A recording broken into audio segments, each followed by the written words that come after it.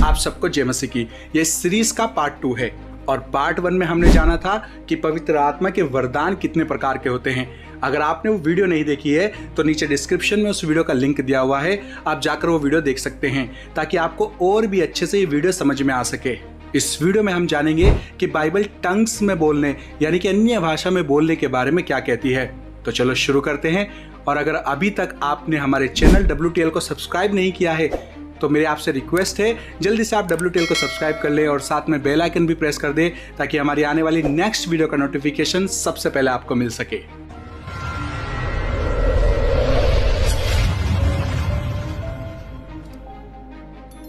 Tongues में बोलना या अन्य भाषा में बोलना वास्तव में क्या है? बाइबल अन्य भाषा में बोलने के 2 प्रकारों के बारे में बात करती है। पहला, एक ऐसी भाषा में बोलना जिसे दूसरे लोग अपनी भाषा में समझ सकते हैं, और यही पेंटाकोस्ट के दिन हुआ था।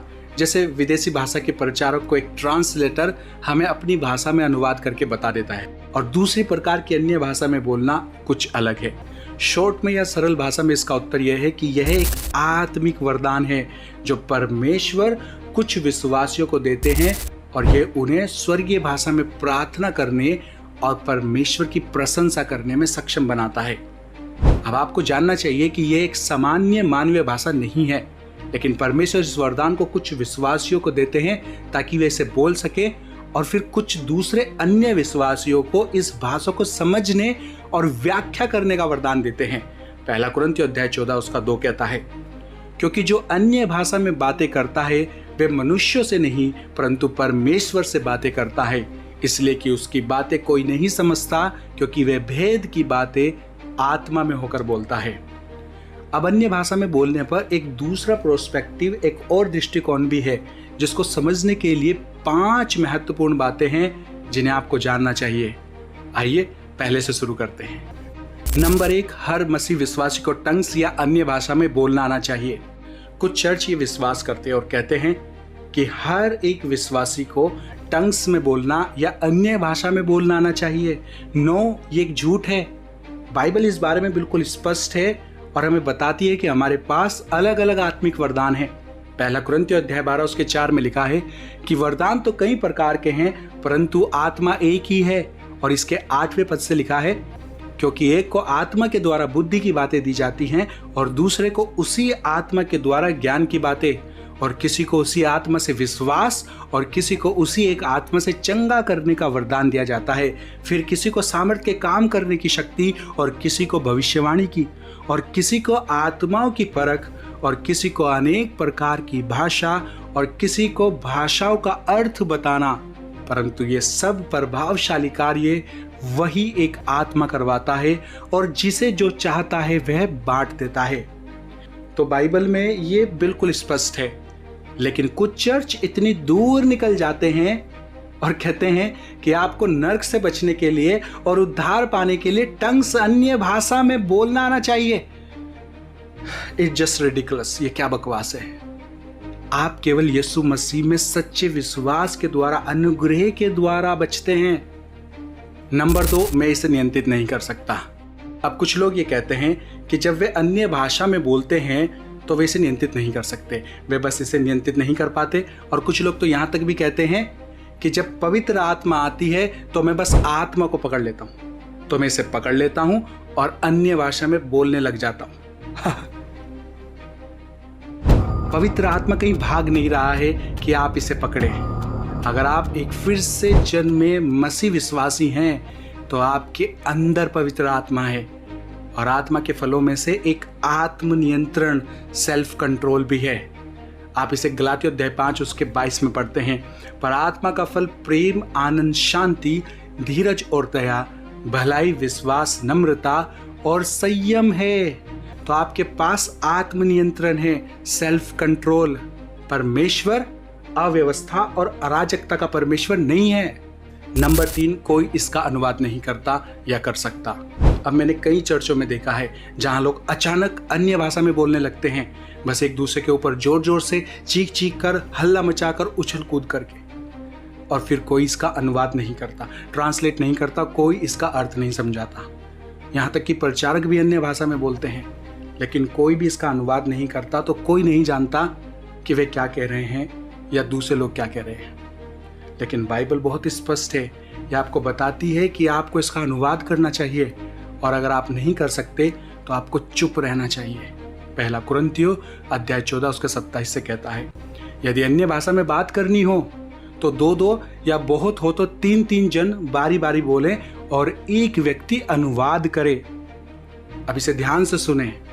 परंतु यदि अनुवाद करने वाला ना हो तो अन्य भाषा बोलने वाला कलीसिया में शांत रहे और अपने मन से और परमेश्वर से बातें करे। एक बार मैं एक चर्च में गया और जब मैं अंदर गया तो वहाँ के लोग अचानक अन्य भाषा में बोलने लगे, और यहाँ तक कि पास्टर भी अन्य भाषा में बोलने लगे, और किसी ने भी अनुवाद नहीं किया, किसी ने भी उसका अर्थ नहीं बताया। और मैंने चर्च में चारों ओर देखा तो मुझे कुछ चेहरे दिखाई दिए जो शायद उस चर्च में नए लोग थे, और वो शायद यही सोच रहे थे कि ये सब क्या हो रहा है, क्या चल रहा है।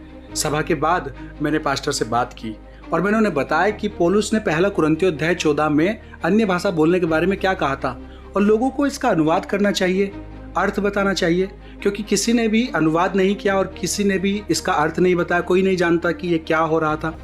ये थोड़ा अराजकता भरा होता है, चर्च में डिस्टर्बिंग ऑर्डर क्रिएट करने जैसा होता है। उस पास्टर ने मुझे क्या कहा, शॉकिंगली उन्होंने कहा कि ये बाइबल में केवल एक बार हुआ था जब पौलुस ने ऐसा कहा था, इसलिए ये इतना इम्पोर्टेंट नहीं है। बाइबल में बहुत कुछ लिखा है और बहुत कुछ नहीं लिखा है। जरूरी नहीं है कि जो बाइबल में लिखा है उसे ऐसे ही फॉलो करना चाहिए।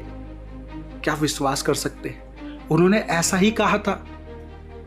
आप ये नहीं चुन सकते कि आप क्या विश्वास करना चाहते हैं या क्या नहीं, यह ऐसे नहीं है।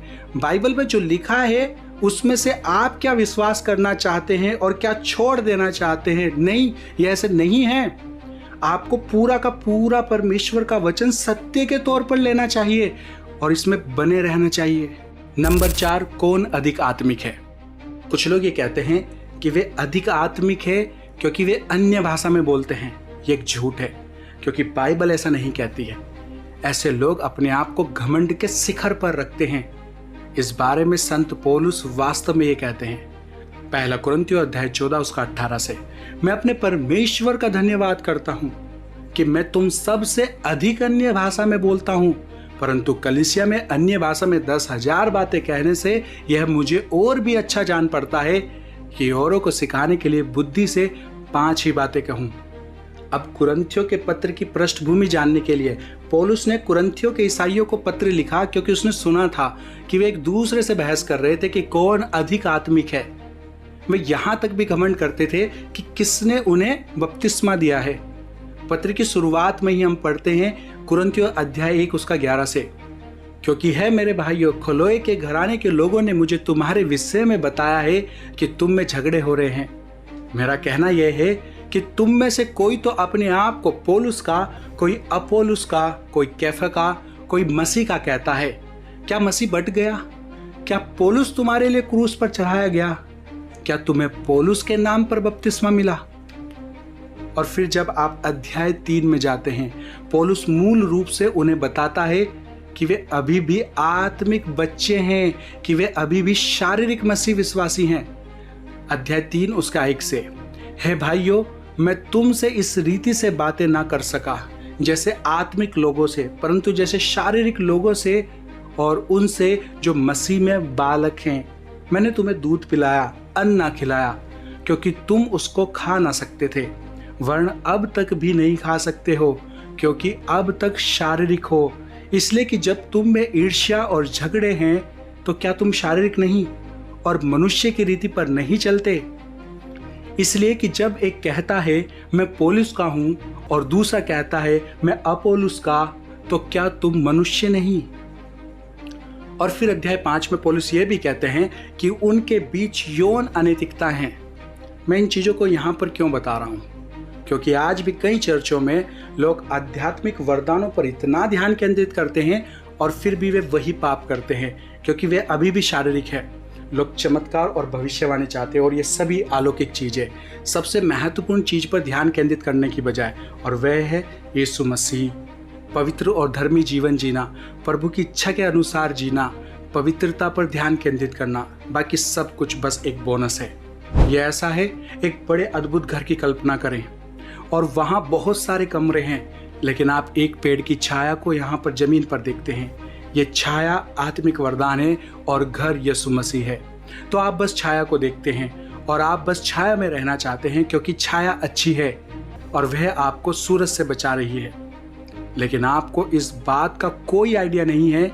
अगर आप घर के अंदर जाएं और बस यीशु पर ध्यान केंद्रित करें, आप और वह और आप, यह आपके जीवन को बदल देगा।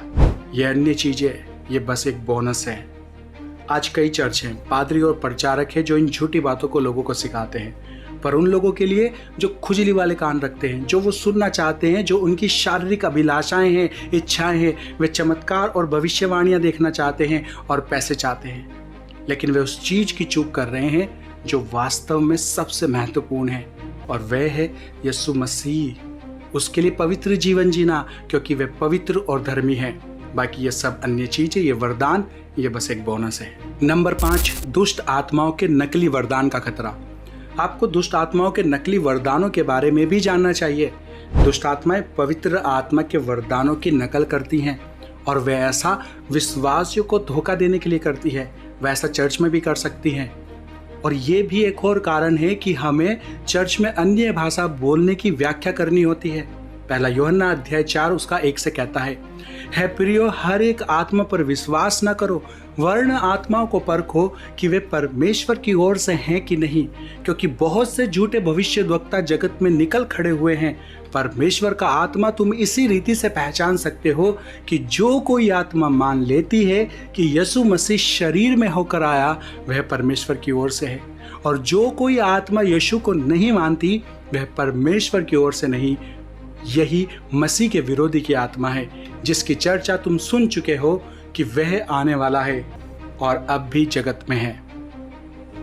तो आप हर आत्मा पर विश्वास नहीं कर सकते, आपको इसे परखना होगा।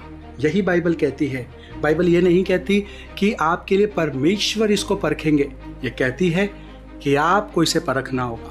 और मुझे यहाँ पर ये बहुत स्पष्ट करने दें कि सो कॉल्ड आत्मा में नशे में होना, या आत्मा में मारा जाना, या आत्मा में जमीन पर लोटनियाँ खाना, या आत्मा में चिल्लाना, हा हुल्ला मचाना, ये परमेश्वर की ओर से नहीं है।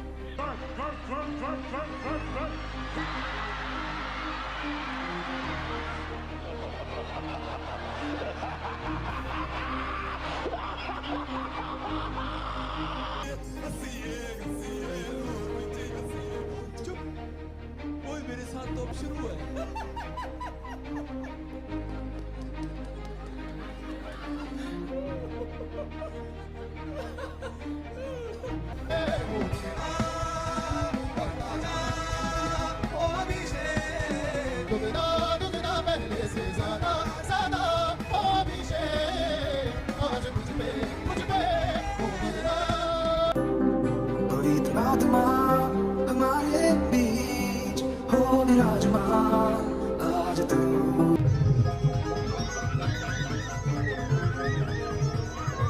पवित्र आत्मा कभी भी आपके भीतर इस तरह का काम नहीं करेगा कि आप नशे में हो जाए, या करंट खाकर लोटनियाँ खाने लगे, उछल कूद करने लगे, या किसी जानवर की तरह आवाज़ें निकाले, या दूसरे लोगों के सामने अपने कपड़े उतारे।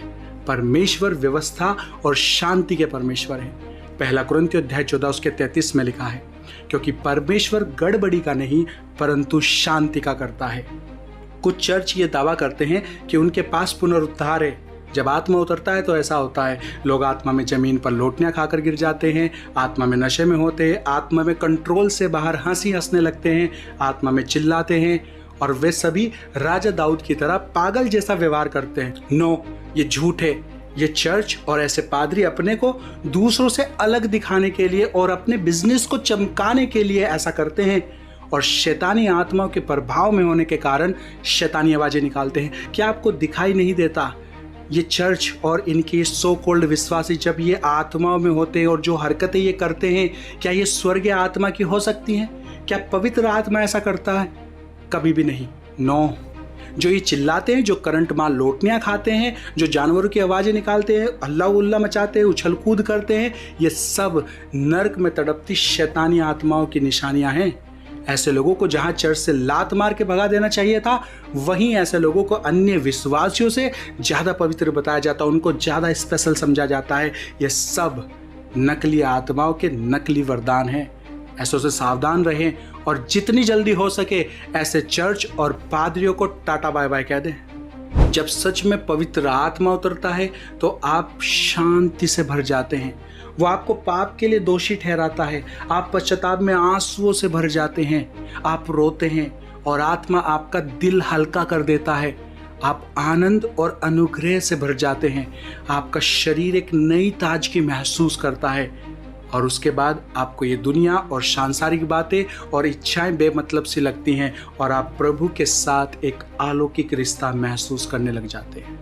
एक और बात जो आपको याद रखनी चाहिए कि अन्य भाषा में बोलना किसी को भी ज़्यादा आत्मिक या स्पेशल नहीं बनाता है और ना ही आपको दूसरों को देखकर अन्य भाषा में बोलने की प्रैक्टिस करनी चाहिए और ना ही अन्य भाषा इस बात का प्रमाण है कि वह व्यक्ति प्रभु के ज़्यादा नज़दीक है या उसकी प्रार्थना जल्दी सुनी जाती है। या जब आप भी अन्य भाषा में बोलना सीख जाओगे तो आपको ज़्यादा आशीष मिलने लग जाएंगी, आपकी ज़्यादा तरक्की हो जाएगी या बीमारी और दुष्ट आत्माओं से छुटकारा मिल जाएगा। नहीं, नो, ऐसा कुछ भी नहीं है। ये बस एक मिथ है, एक भ्रम है जो नकली आत्माओं के द्वारा चर्च में फैलाया जाता है। अन्य भाषा में बोलना आपका चुनाव नहीं है, ये तो परमेश्वर का चुनाव है। वो अपने हिसाब से कुछ लोगों को कुछ काम करवाने के लिए चुनता है और अन्य भाषा उन पर प्रकट कर देता है ताकि वे अन्य भाषा में होकर परमेश्वर का काम पूरा कर सके। और साथ ही साथ परमेश्वर कुछ ऐसे लोगों को भी चुनता है जो उस अन्य भाषा का मतलब भी समझा सके। तो ये बस बाकी वरदानों की तरह ही एक वरदान है। जैसे आपको बाकी 15 वरदान मिलते हैं वैसे ही ये भी एक वरदान है। इन वरदानों की ज़्यादा डिटेल के लिए आप ये वीडियो देख सकते हैं। लेकिन याद रखें, सभी वरदान दूसरों की सेवा करने के लिए मिलते हैं, अपने फायदे के लिए नहीं मिलते। ओके, इसलिए यदि आपके चर्च में पादरी या विश्वासी अन्य भाषा में बोलने का खेल खेलते रहते हैं तो अगली बार उनसे पूछना कि इसका अर्थ क्या है, ये भी समझाइए। और अगर वो ना समझाए तो आप समझ जाना कि उनके पास असली वरदान है या नकली। मेरा आपसे एक सवाल है, क्या आप ऐसे किसी भी नकली वरदान को पाना चाहोगे या उनकी प्रैक्टिस करना चाहोगे? कमेंट बॉक्स में मुझे बताइए। अगर परमेश्वर आपको अन्य भाषा का वरदान देंगे तो वह आपको उसका अर्थ भी प्रकट करेंगे। सो डोंट वरी, इसके लिए अपने आप को ज़्यादा फोर्स ना करें। यह आपके हाथ में नहीं है, यह परमेश्वर का चुनाव है, उसी को करने दें। आप अपने आप को झूठ मूठ का आबा शाबा राबा डाबा करने में ना फंसाएं, क्योंकि झूठे लोगों से परमेश्वर नफरत करता है। सच्चा पुनरुद्धार तब होता है जब परमेश्वर सिर्फ आपको ही नहीं बल्कि आपके हृदय को भी बदल देता है। जब पवित्र आत्मा आता है तो उस चर्च के लोगों को, उस मंडली को, वे आपको बदलने के लिए आप में काम करता है। वे व्यक्ति जो पहले ईश्वर को नहीं जानता था, वे अचानक उसके पास आ जाता है और कहता है, हे ईश्वर, मेरे पापों को माफ करो, क्षमा कर दो। आज मैं आपके साथ एक नए रिश्ते की शुरुआत कर रहा हूं। यही सच्चा पुनरुद्धार है। आप वहां पर ईश्वर की उपस्थिति को महसूस कर सकते हैं और जब आप अपने चारों ओर देखते हैं तो पाते हैं कि हर किसी को लगता है कि वे रो रहे हैं। ये एक रोना है ईश्वर की ओर से, सत्य और आत्मा में। जब आपको इसका एहसास होता है, आप पापी हैं, आप ईश्वर की महानता के सामने झुकते हैं और आपके अंदर ये गहरी इच्छा होने लगती है कि सचमुच आपका परमेश्वर से गहरा रिश्ता है। यही सच्चा पुनरुद्धार है। यह पवित्र आत्मा का सच्चा कार्य है। यह इन बाहरी चीज़ों के बारे में नहीं है, यह अंदर क्या होता है इसके बारे में है। इस सीरीज के पार्ट 3 में हम बात करेंगे झूठे चर्च और उनके अगुवों के बारे में और उनके फर्जी आत्माओं और उनके नकली वरदानों के बारे में। तो जुड़े रहे हमारे साथ WTL पर। और अगर अभी तक आपने WTL को सब्सक्राइब नहीं किया है तो मेरी आपसे रिक्वेस्ट है, जल्दी से आप WTL को सब्सक्राइब कर ले और साथ में बेल आइकन भी प्रेस कर दे ताकि हमारी आने वाली नेक्स्ट वीडियो का नोटिफिकेशन सबसे पहले आपको मिल सके। Thank you. May God bless you and your family. Stay tune, stay blessed. He the truth, the way to life. He the truth, the way to life. Who you thought? Jesus Christ. He the truth, the way to life. He the truth, the way to life. Who you thought? Jesus Christ.